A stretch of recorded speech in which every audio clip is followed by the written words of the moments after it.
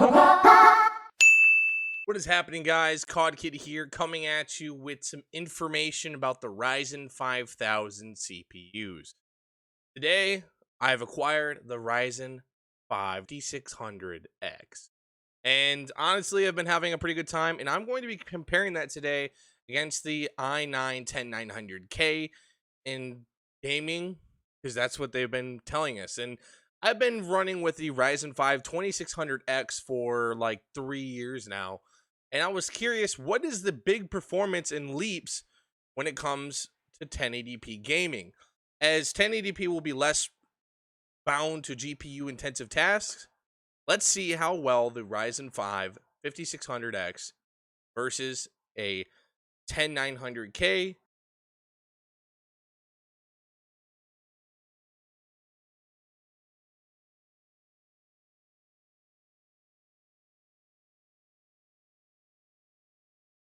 The games we chose was Fortnite at 1080p high settings. The Ryzen 5 5600X get an average of 170 FPS and a minimum FPS of 140, and the i9 10900K got 180 FPS on average and 146 minimum FPS. So there is some sort of significance here. Some titles will favor Intel-based products. I will say though, the Ryzen 5 5600X being only $300. i9 10900K is definitely getting in a run for its money. The Witcher 3 is something that I was just trying to throw in there because I play it fun from time to time. And Ryzen 5 5600 did 171 FPS on average and 141 at minimum. And the Intel i9 10900K did 176 FPS on average and 145 frames minimum.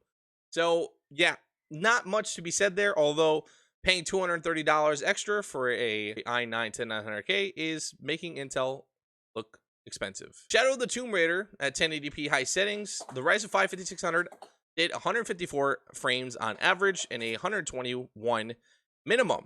158 on the i9 10900K with 128.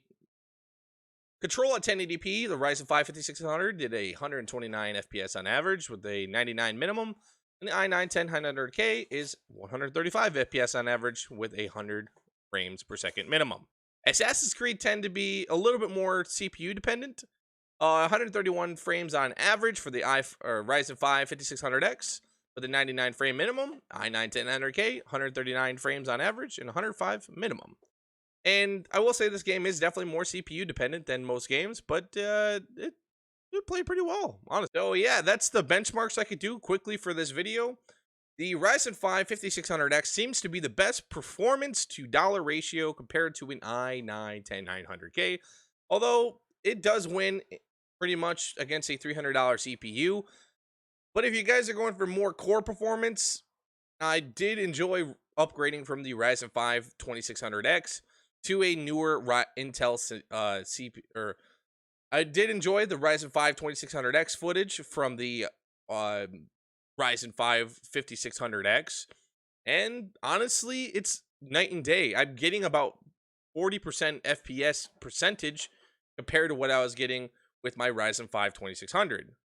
So, in terms of that, it's definitely nice. I didn't really get the benchmarks the Ryzen 5 2600 too much compared to these games. I will throw the averages like on screen now because too late. I didn't put the bar graphs and I had too little time, and I wanted to get these out because the Ryzen 5 5600X is almost better than the Intel 9 10900K at $300. A couple FPS downs, and it's got less cores and less threads. The i9 10900K has 10 cores and 20 threads, a better boost clock, and the Ryzen 5 5600 is trailing not too far behind. So in terms, the new Ryzen series is going to be beating or getting close to Intel-like performance at 1080p gaming.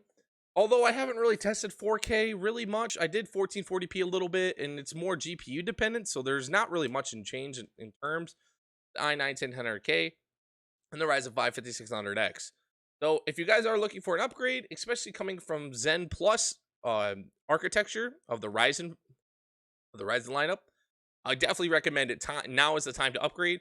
Although if you are using B450 motherboards, I don't think the update for the BIOS is going to be out till I think next year. But guys, thanks you guys so much for watching. This has been a really interesting video, and hopefully you guys subscribe for more. Hopefully we'll be doing a Ryzen. I want to do a Ryzen 9 5900X review soon, so just stick tuned to that, and we'll have more great stuff for you in the future. Thanks guys for watching. See you in the next one.